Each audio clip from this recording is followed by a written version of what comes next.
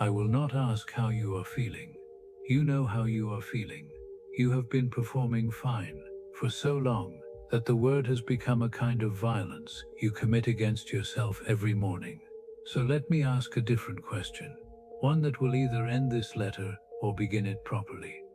What if the thing you call your despair is the first honest thing you have felt in years? Sit in that, not the despair itself, the honesty of it. You were told that happy people do not question, that healthy people do not lie awake calculating the cost of staying alive, that if you were whole, you would not feel the floor drop out from under meaning itself. I say, the ones who do not feel it are not whole, they are numb. And there is a word for a person who no longer feels pain when something is broken. That word is not healed, it is dead. My name was Friedrich Nietzsche, and I spent the first 30 years of my life trying to be the man everyone needed me to be, until the floor gave way, and I had to choose between honesty and comfort. I chose honesty. It destroyed my life. I do not regret it for 1 second, but I will not lie to you the way they lied to me. Honesty does not fix the despair, it weaponizes it. It turns the thing eating you into the tool that carves you. So here is the only promise I will make you. If you are willing to stop pretending, to stop medicating the void with distraction, with noise, with the opinions of people who have never once asked themselves a hard question, then I will show you what you can build in the place where your floor used to be. Not happiness, something rarer, sovereignty. But first, you have to answer my question, and do not lie. Your body already knows. What if you are not broken? What if you are just awake? I was 4 years old when I learned that the universe does not care. My father was a pastor, a gentle man. He stood in a stone church in a village so small you could walk its borders in 20 minutes, and he told the people that above them, arranging, loving, holding all things in place, was God. I believed him the way you believe in your own skeleton. It was not faith, it was structure. And then my father's mind began to go. He would stand in the middle of a sentence and forget where he was. His eyes would go distant, like he was listening to something the rest of us could not hear. Within a year, he was bedridden. Within 2, he was dead. I was 6 months later. My younger brother followed him. Do you understand what I am telling you? It was not only that I lost my father, it was that I watched the man who told me the universe had an order lose his mind inside that universe. And I was left standing in a house full of grieving women, staring up at a ceiling that no longer had anything behind it. That is when the question first opened in me, the one I would spend my entire life trying to answer. If the good are not protected, if the faithful are not spared, if there is no hand holding the world in place, then what is holding me? I did not have language for it then. I did not have philosophy. I only had the feeling, and it never left. The feeling that I had been told a story about how the world works, and that story was wrong, that everyone around me was still living inside the story, and I was standing just outside it, in the cold, watching them through glass. You know that feeling. You have had it at dinner tables, in meetings, in conversations where everyone is nodding, and you realize with a kind of quiet horror, I do not believe a single word of this anymore. That is not depression, that is clarity.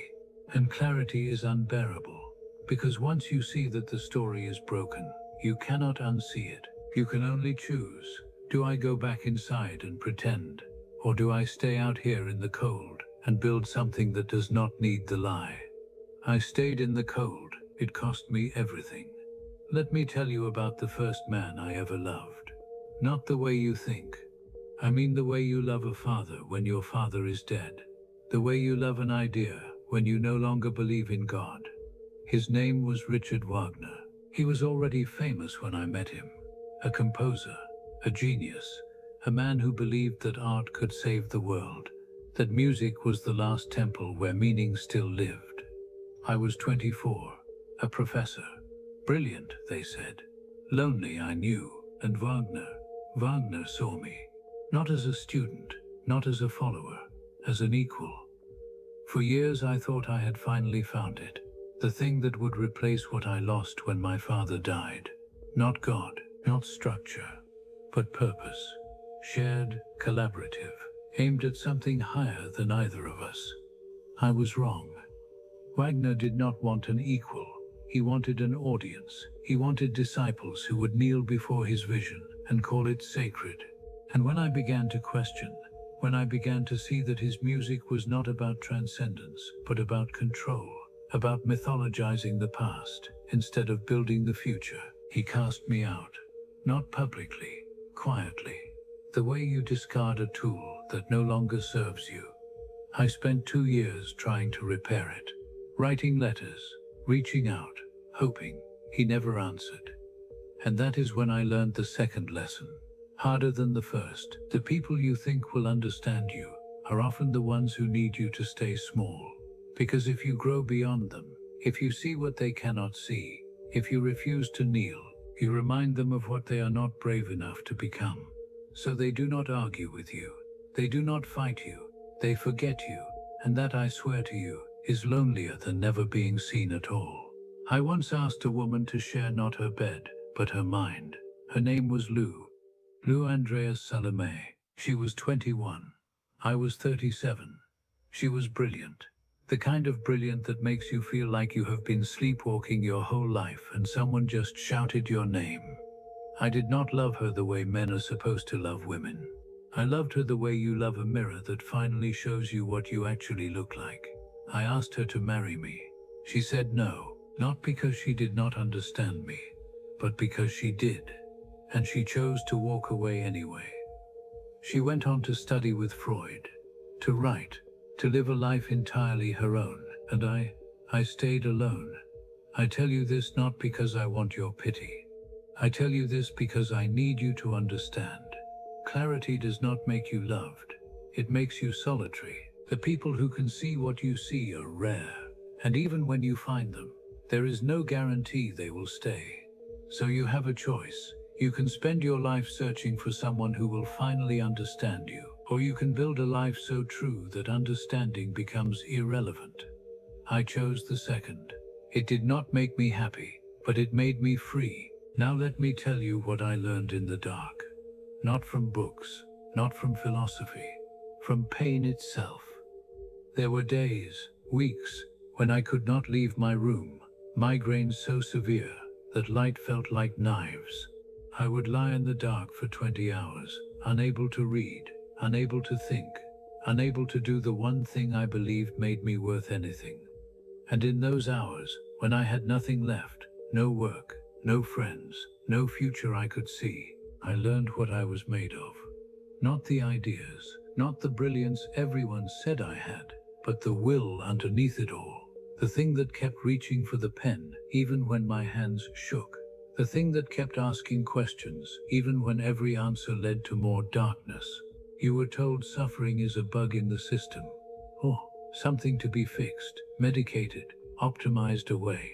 I tell you, the discipline of great suffering, and that alone, has created every elevation of the human being. Not because pain is good. I hated mine. I would have traded every word I ever wrote for 1 year of decent health. But because suffering does something that comfort cannot. It removes the floor. It burns away the false supports. It forces you to ask the one question that changes everything. What is left when everything I thought I needed is gone? And the answer, the only answer that matters is you. Not the you that performs, not the you that pleases, the you that remains when there is no one left to impress and nothing left to lose. That is the only you worth keeping. Most people never meet that version of themselves. They live their whole lives insulated, comfortable, never tested, and they die without ever knowing what they were made of. You are not one of them. You have been tested. You are being tested, and you think that makes you weak. I say it makes you awake. So here is the question you must answer. What are you going to do with the depth you have been given? Because suffering without meaning is just pain. But suffering with a why, with a purpose you choose, a mission you build from the wreckage, that becomes the chisel that carves you. I called it Amor Fati. the love of fate. Not to endure what is necessary, not to tolerate it, to want it, to look at every wound, every betrayal, every moment you thought would kill you, and say, I would not trade 1 second of it, because it made me this. That is not optimism, that is calumny. And if you can do that, if you can take the worst thing that ever happened to you and turn it into the reason you became who you are, then you are no longer a victim of your story. You are its author. And when you ask yourself whether you could bear to live this life infinitely, every wound, every loss, every moment of clarity that cost you everything, you will find the answer in how much you have suffered, because only suffering teaches you what is worth repeating. Now I am going to hand you the idea that either saves you or ends you. There is no middle outcome. It came to me on a walk, August 1881, a lake in the Swiss Alps, a place called Sils Maria, 6,000 feet above sea level. I stopped beside a pyramidal rock, and something struck me. Not like an idea, like a blow. I wrote in my notebook, 6,000 feet beyond man and time. Here it is. Imagine this. A demon appears to you in your loneliest hour and says, this life as you now live it, you will have to live again, and again, and infinitely more times. Every pain, every humiliation, every moment you wish you could take back. This exact feeling you are feeling right now, reading this, you will feel it 10,000 times. Nothing will change. Nothing will be skipped. The same mistakes, the same regrets, the same silent mornings where you wonder if you should keep going. So tell me, would you fall to the ground and curse me as the cruelest thing that ever spoke? Or is there even one moment in your life so true that you could look at me and say, you are a god, and I have never heard anything more divine? Do not answer me. Answer yourself, and do not answer with what you wish you could say. Answer with what your body just did when you imagined it. Did your chest tighten? Did you flinch? Then you already know you are living a life you cannot bear to repeat. Not because it is hard. Hard is fine. Because it is false. Because somewhere along the way, you started living for someone else's approval, someone else's expectations, some invisible future where you finally get permission to be yourself, and that future never comes. So here is the knife I am handing you. Live only what you could bear to repeat infinitely. Not because you will have to. I do not know if you will, but because that question forces honesty. It will not let you waste time on relationships that numb you. It will not let you take jobs that hollow you out. It will not let you defer your own life one more day for people who will never give you the signal you are waiting for. The eternal return is not a prophecy. It is a filter. And if you start using it, truly using it, asking it before every choice, your life will become unrecognizable within a year. Not perfect, not painless. Yours. I need to tell you about betrayal, the kind that happens after you are already dead. Her name was Elizabeth, my sister. For most of my life, she was the only family I had left. When everyone else walked away, when my books sold in the tens, when I lived in boarding houses and survived on bread and bad eyes and pride, she was there, or so I thought. After my collapse, after my mind went, I spent the last 11 years of my life in a chair, silent, present in body, absent in everything else. And my sister, who hated the Jews, who loved the nationalists, who wanted Germany to be great again in the ugliest possible sense, took my private notes, my unfinished fragments, and she assembled them into a book I never wrote. She called it The Will to Power. She put my name on it, and she handed it to the people I had spent my whole life fighting, the tribalists, the anti-Semites, the ones who wanted a Führer to worship instead of a self to build. Do you know what it is to be murdered after you are already dead?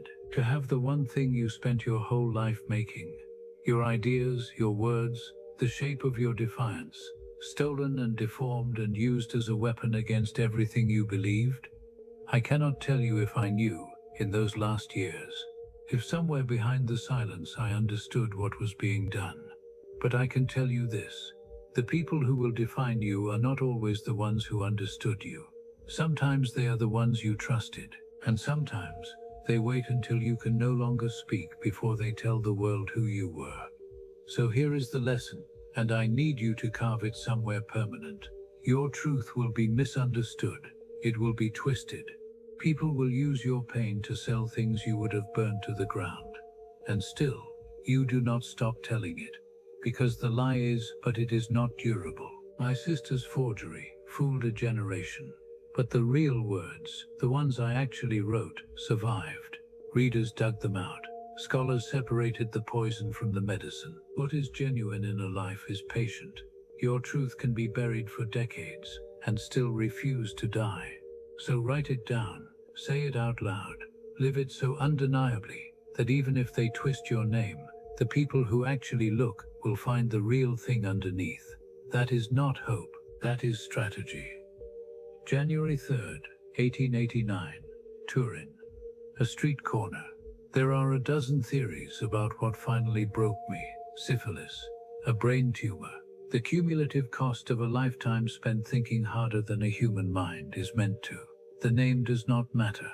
What matters is the image, true or half legend. No one can now be sure. I saw a man beating a horse, and I ran to it, threw my arms around its neck, and wept. The philosopher of strength, undone by pity, they carried me home.